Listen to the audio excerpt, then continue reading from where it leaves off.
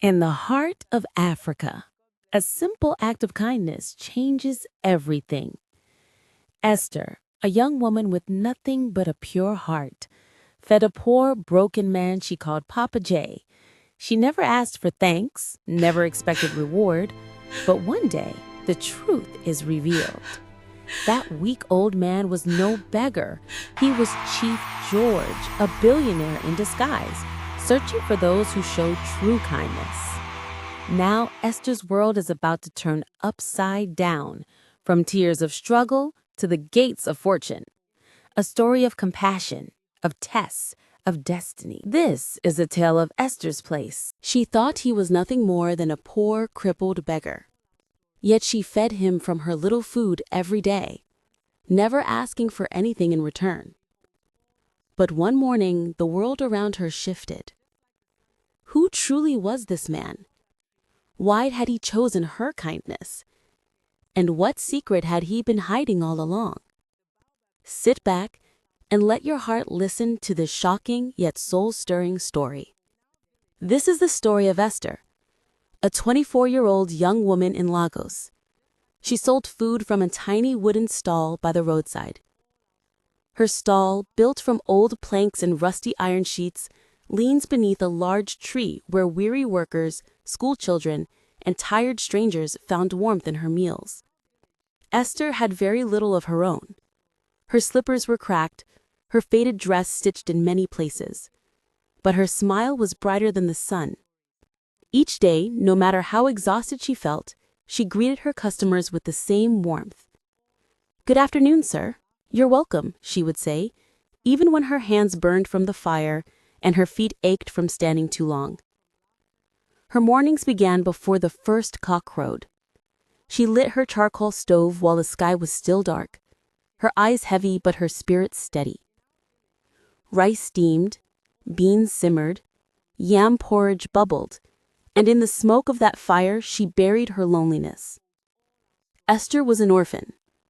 Her parents had died when she was a child, leaving her with nothing but an old dream and a heart that refused to grow bitter. In her small, dark room, with no light and no running water, she clung to one truth, that kindness was her only wealth. One afternoon, while cleaning the rough benches of her stall, her friend, Mama Titi, walked by. "Esther, why do you always smile when life is so hard for you?" she teased.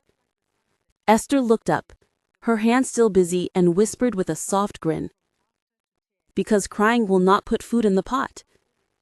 Mama Titi laughed and went her way, but Esther's words carried weight.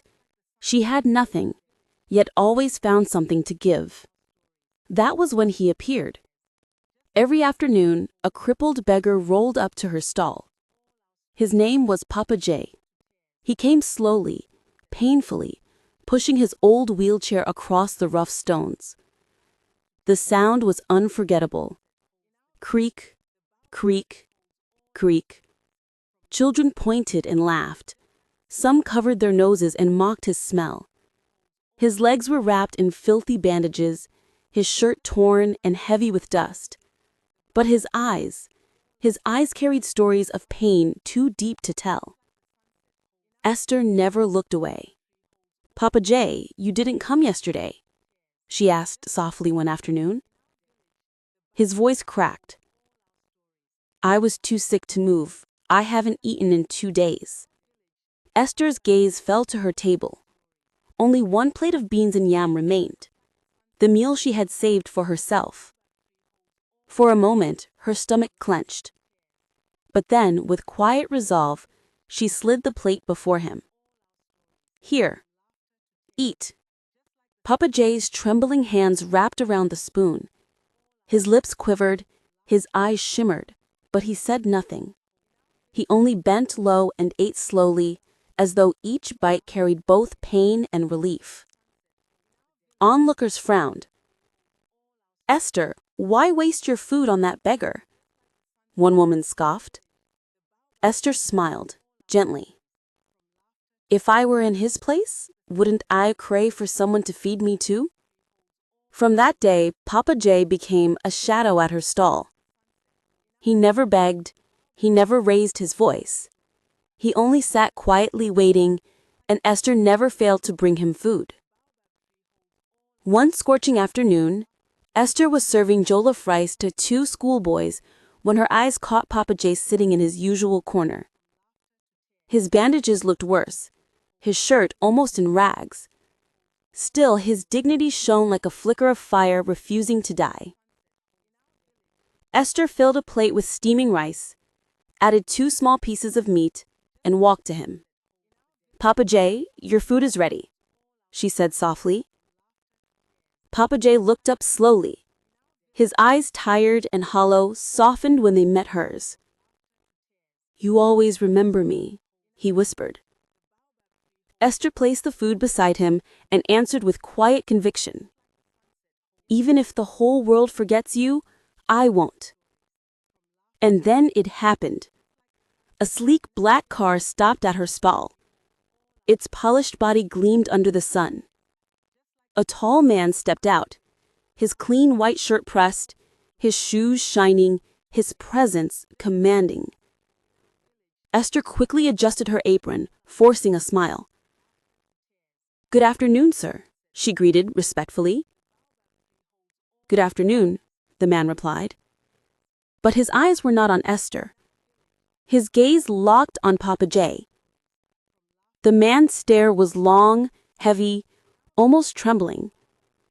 Papa J froze, his spoon hanging in mid-air. Something unspoken, something buried deep in time surged between them like lightning in the air. When the man finally spoke, his voice carried both calmness and weight. "Please, give me 1 plate of jollof rice, with meat." Esther rushed to serve him, but as the man collected the plate, his eyes wandered back to Papa J. His face looked like he had just seen a ghost. This time, the tall man's eyes were different, clouded, uncertain. Without another word, he slipped back into his car and drove away, leaving Esther with questions twisting in her chest. The next morning, Esther rose before dawn as usual. She swept the dusty ground in front of her little stall, cleaned the rough benches, and lit her small fire. But her hands moved slower than usual. Her eyes kept wandering down the road, searching, waiting. "Any moment now," she whispered to herself, forcing a small smile. "Papa J will roll in." But the hours dragged on. The spot by her stall, the one that always carried the sound of creak, creak, creak, remained empty. By noon, a strange heaviness settled in her chest. She stepped outside, looking left and right, scanning every face that passed. "Where is he?" she murmured, her voice trembling. She asked Mama Titi, who was arranging vegetables nearby. "Auntie, did you see Papa J today?" Mama Titi scoffed, waving her hand. "That old man? Maybe he crawled off to another street. He doesn't even have legs." But Esther didn't smile. Her heart pressed tighter. She turned to 2 boys selling sachet water. "Have you seen the old man in a wheelchair?" They shook their heads.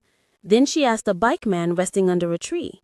"Sir, did you see Papa J this morning?" The man spat on the ground carelessly. "Maybe he's tired of sitting in one place, or maybe he's gone for good." Esther's stomach dropped.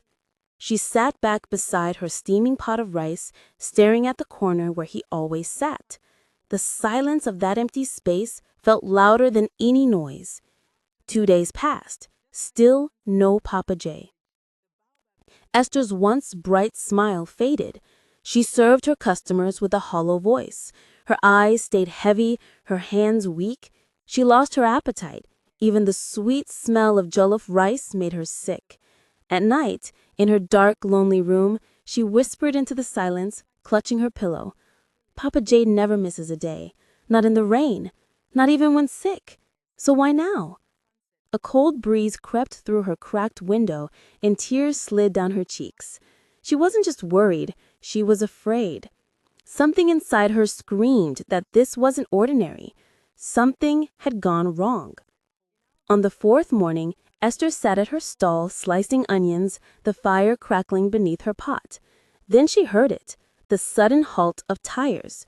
A sleek black car stopped right in front. Her heart skipped. A tall man stepped out, wearing a bright red cap, polished shoes, and clothes too fine for her dusty street. His face was stone cold, no smile, no greeting.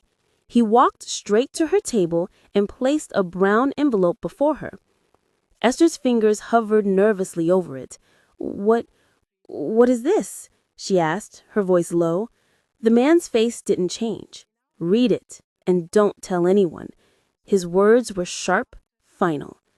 Then he turned, climbed back into the car, and disappeared. The street was empty.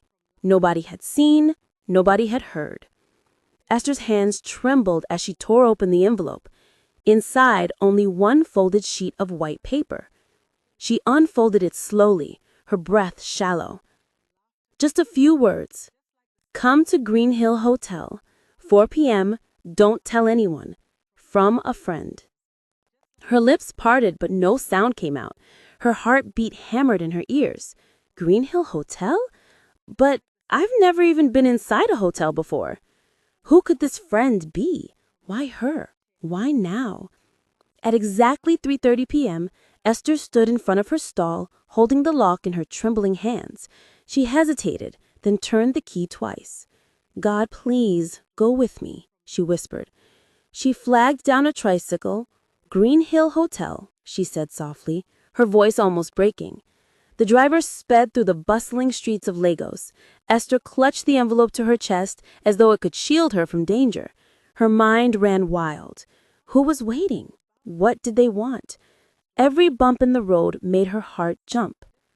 Finally, the tricycle stopped at tall gates. Esther looked up, her breath catching. The hotel towered into the sky, its glass windows flashing in the sunlight, its golden doors gleaming like a treasure. Two security men stood alert at the entrance. One stepped forward, his dark glasses reflecting her nervous face. "Good afternoon, madam. Who are you here to see?" Esther's throat tightened. I got this letter," she stammered, holding out the paper. "I should come here. My name is Esther." The guard glanced at the note, then gave a knowing nod. "Ah, Esther. Someone is waiting for you inside. You may go." At that moment, a man in a black suit stepped out of the glass doors. His presence was silent but heavy. "Come with me, please," he said flatly. Esther's knees felt weak, but she followed, her sandals echoing softly against the shiny tiles. The man led her down a long hallway, quiet, too quiet, before stopping at a tall brown door. He turned, his face unreadable. "Someone is waiting inside." Esther's heart thundered. She looked at the door, then back at him. "Can I go in now?" He nodded once. "Yes, you are safe." Esther swallowed hard. She pressed her palms against her skirt, took a shaky breath, and pushed the door open. Her eyes locked onto the man seated in a wheelchair at the center of the room. She froze. Her breath caught in her throat, her chest tightened, and her trembling hands clutched at her heart, as though it might leap out of her body. "Papa J?" she whispered, her voice breaking, barely able to believe what she saw. But the man before her didn't look like the frail, weary soul she had once fed scraps of bread to. His hair was neatly brushed, his face radiant and glowing. He wore a spotless white shirt, each gold button sparkling under the lights like tiny suns. A gleaming wristwatch hugged his wrist, catching every flicker of brightness in the room. Even the wheelchair beneath him looked new, polished and shining, not the broken, rusty one she remembered. He no longer looked poor, weak, or pitiful. He looked strong, calm, powerful. Then, slowly, he smiled. "Esther," he said softly, his voice carrying both warmth and weight. "Come in." Her feet felt nailed to the floor.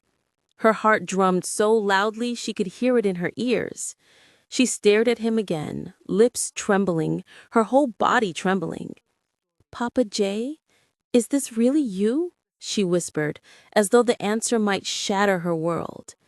His gaze was steady, piercing yet gentle. Yes, Esther, it's me. He gestured to the chair across from him. Please, sit. Her legs moved stiffly, like she was walking through a dream. She lowered herself into the chair, her eyes never leaving him, her breath shallow. It felt as if the ground beneath her had vanished. Then his words struck her like thunder. My name is not Papa J, he said gently. Her head snapped up. She blinked fast, confused. It's not? He nodded slowly.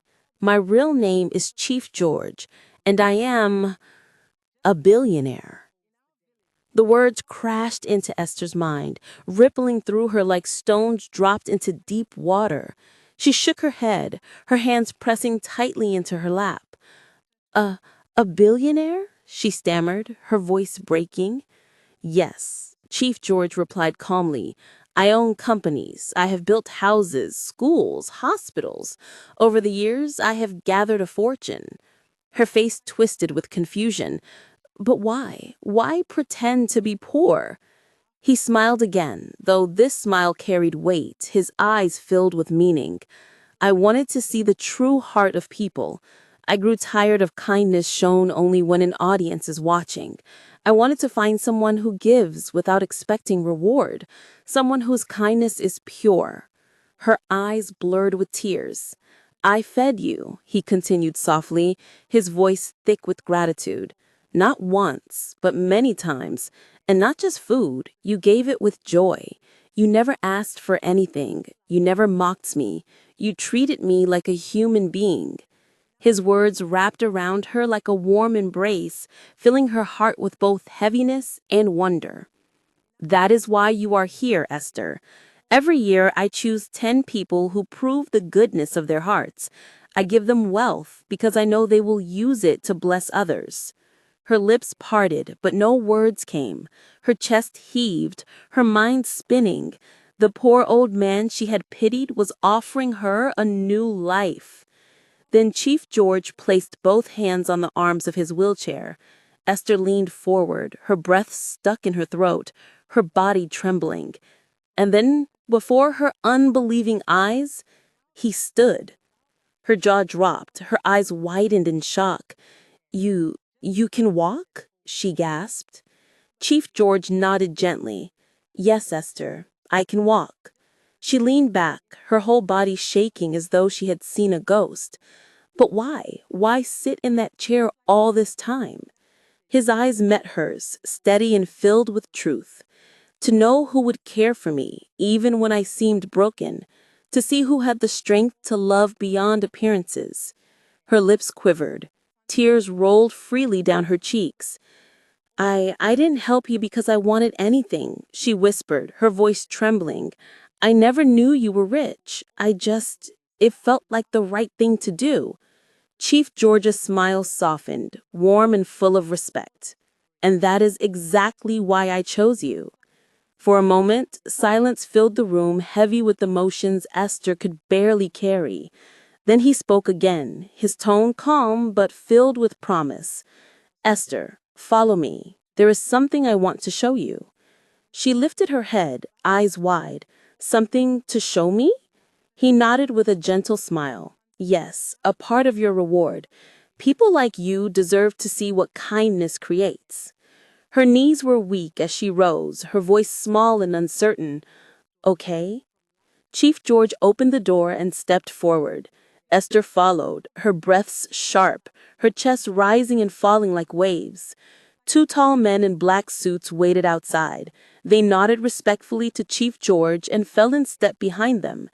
Esther's eyes darted around, her mind spinning. Everything felt unreal, as though she had stepped into another world. Then she saw it. 5 massive black SUVs lined up in the sunlit car park, their surfaces gleaming like mirrors. Each vehicle was guarded by men in sharp, dark suits, their presence heavy with power. It looked like something out of a movie. Chief George moved toward the first car, his presence commanding. A guard rushed to open the door. Esther's legs wobbled, her chest tightened. Chief George turned back to her, her expression calm and reassuring. "Come, Esther." She took a shaky breath and stepped forward, climbing inside. The door shut, and instantly the engines roared to life. The convoy rolled out of the gates like a royal procession. Esther sat stiffly, her hands gripping her dress, her heart pounding harder with every passing second. She stole glances at Chief George, questions swirling endlessly in her mind. Whither was he taking her? What was waiting? The city outside buzzed with life, shops open, buses honking, children laughing, but it all felt distant, unreal. Her world had already shifted. 30 minutes later, the convoy slowed and entered a clean, shining street lined with new gildings. Glass walls glittered in the afternoon sun, signboards sparkled, and the air itself smelt fresh, rich, expensive. Finally, the car stopped. Chief George stepped out with ease. A guard opened Esther's door with respect. "Come," he said, smiling. She followed, her eyes wide, her steps slow. And then she froze. Right before her stood a magnificent building, a luxury restaurant unlike anything she had ever seen. White marble walls gleamed, golden handles shone on the tall glass doors, and flowers bloomed brightly at the entrance. Her jaw dropped, her heart hammered, and then her eyes caught the signboard. She gasped, her hands flying to her mouth, her knees newly giving way. The board read, "Esther's Place, home of sweet meals." Tears spilled down her cheeks. She blinked again and again, but the words remained. Her voice broke as she whispered, trembling, overwhelmed with disbelief and gratitude. Is this real?"